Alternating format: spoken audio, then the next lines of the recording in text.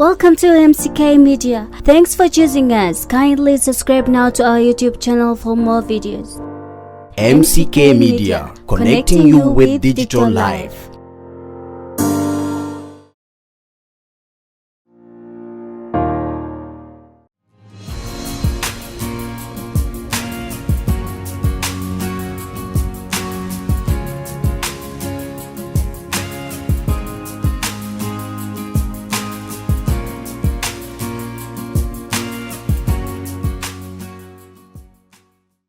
Take the skills you've gotten from here with you so that you will be able to report on COVID-19 with caution, not to cause panic.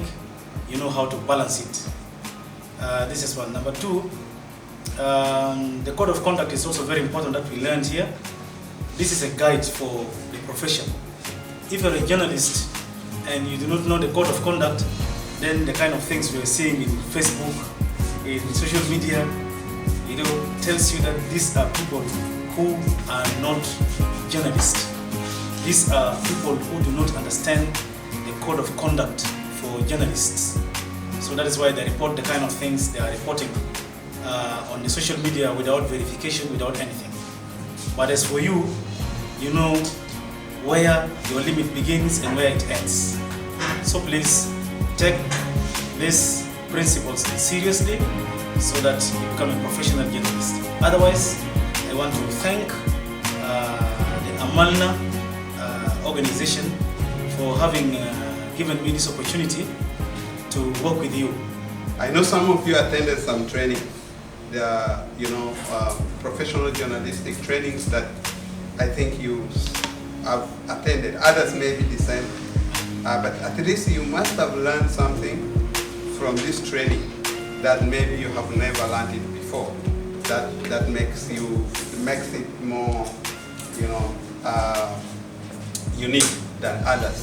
And more so the aspect of COVID-19, which I think it is that, like, this training is more specific on COVID-19. So like the reporting and the way it is channeled is purely a little bit unique to what you guys used to do.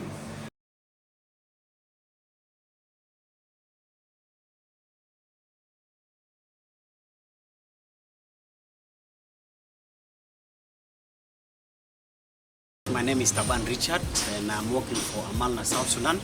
I'm the associate producer. AMALNA is a national organization working in South Sudan.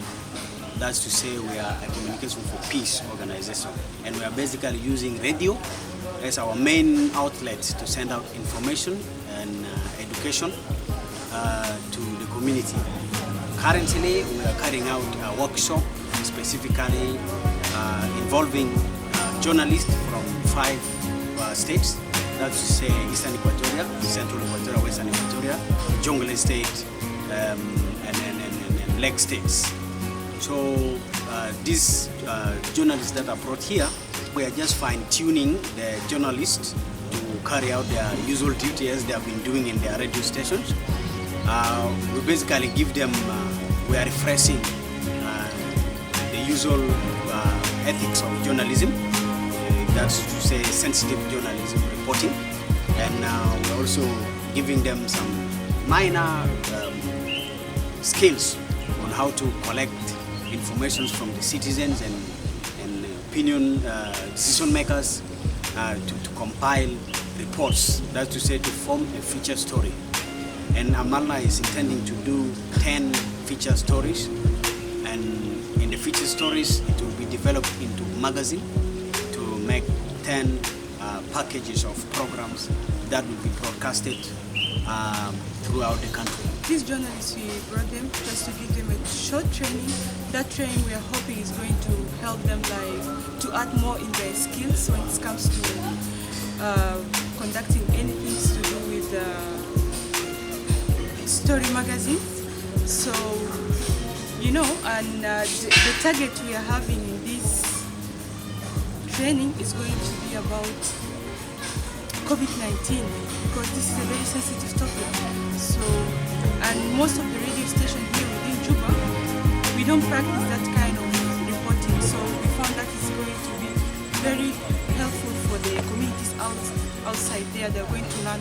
learn a lot.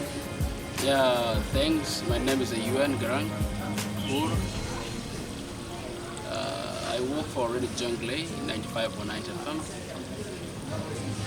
The radio is located in Jungle. I came to Juba purpose orientation training, reporting on COVID-19 and how you can report writing feature stories, how you can observe safety when you're reporting, and at some point observed some sort of protective measures. My name is Santina Mubeng Malwal.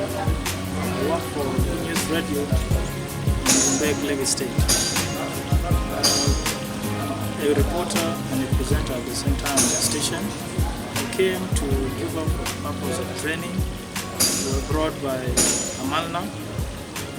They brought us to orient us on how we can report issues related to COVID-19.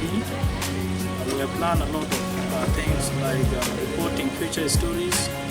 We have learned a lot from there, and also ethics that guide you as a journalist on how you can work in the area to help the community. These are all the things that we have learned through the training and many more. Thank you so much. I'm called Mboliguba Moses Peter Mangwasa. I work for Radio Ansa in Yambio, Western Equatorial State.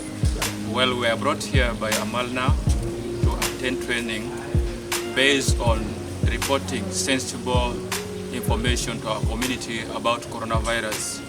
It came to their notice that some of the information that radio pass to the community are not accurate. Then they have to call for us to sensitize us on how we can give fact reporting to our community that can help them understand what is COVID-19.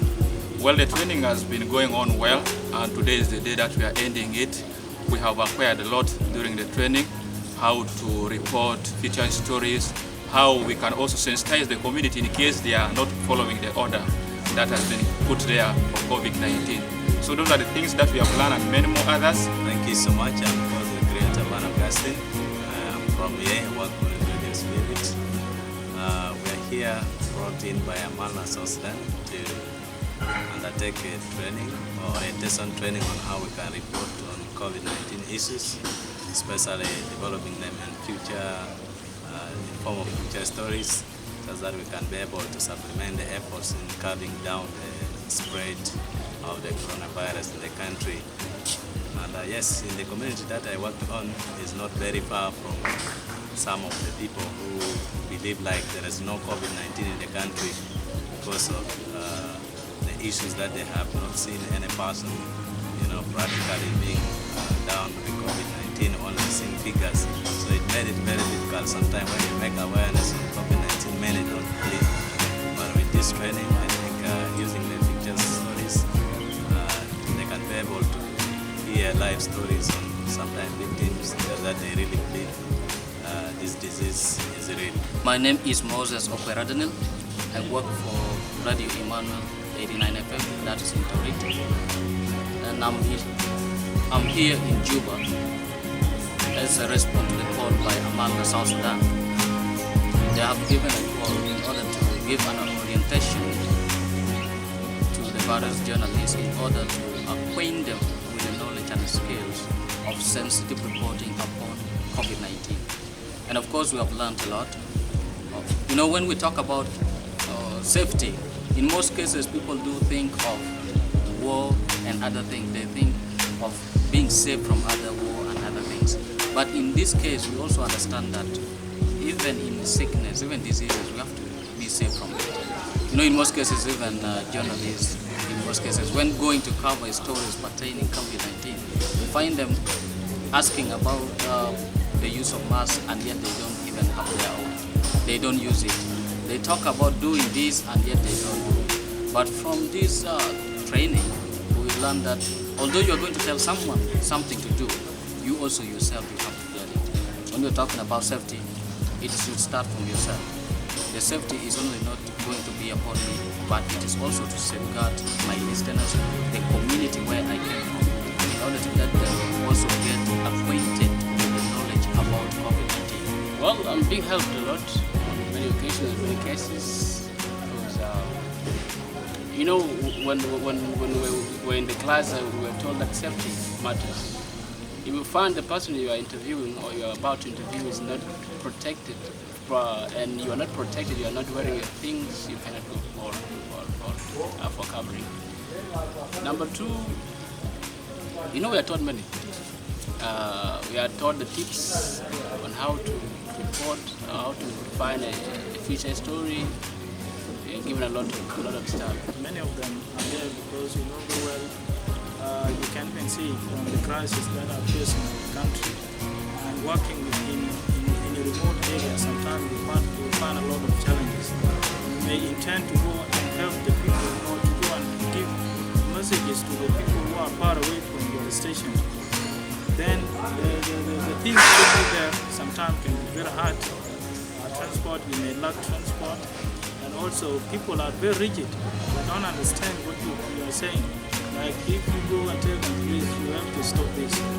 Let's behave like this. Let's keep precaution measures in order. And you are not giving them something they will not do. So everyone believes in what they receive from you. And that's why they sometimes tend out to say that task force which is home in Juba is home to get money. And there is no COVID-19. This is how they concluded.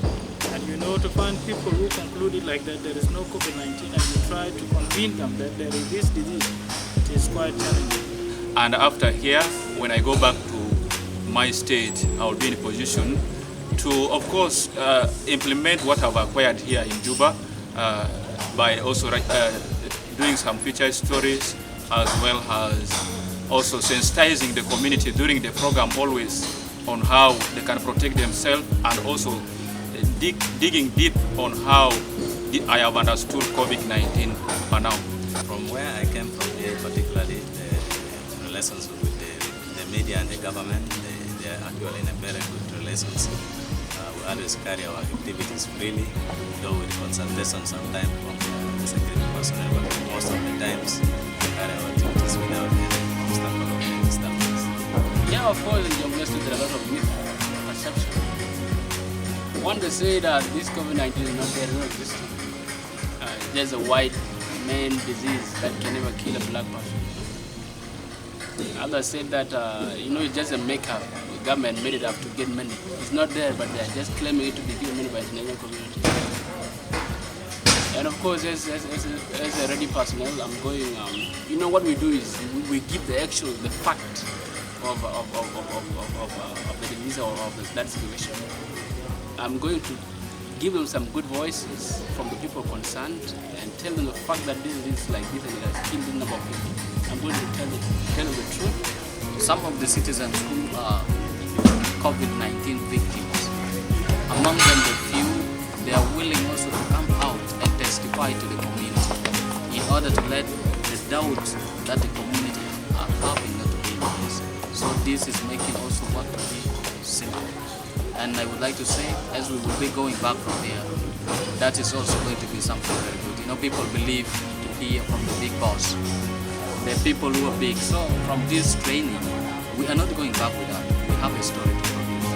That is a magazine story. A future story, I mean to say, and in this future story, we are going to tackle.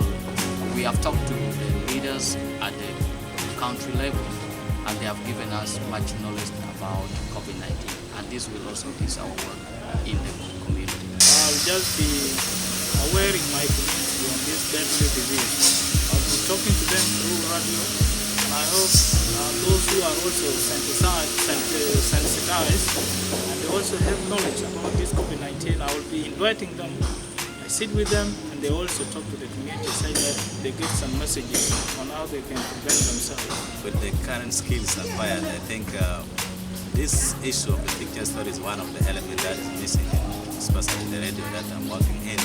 All the skills I acquired here in this training, I think this is going to be another game changer. When I come on ground, I'll definitely begin implementing this. However, I know it will bring about change that comes about COVID. One is very hard now to find a person that is sick, because you want to report a story in which there is a victim. You will tell people that this person is sick, but in Jonglei you will not get that person. Everyone resort to even refusing to be interviewed. Everyone even run to the community when they are found sick. They go to the community and they refuse being interviewed. Because once the person is interviewed and the name is known, the whole community will laugh at that person. Hey, the person is sick and he's from this community, so it's very hard to find them now. Yeah, you know, I come from a community that believes by seeing and touching. When you bring the program, when you bring a program about COVID-19 in the studio, and you allow callers to call in, they will first be asking you some of the questions, as if you become a victim. They will tell you that maybe you are part of the government that formed this issue to earn their money. Why do you talk about something? Even they ask questions that are not important when you are trying to educate them. And even it's like you may be hurt by them because actually most of them do not understand what is this coronavirus is all about. Some think that this thing is just a plan to get money.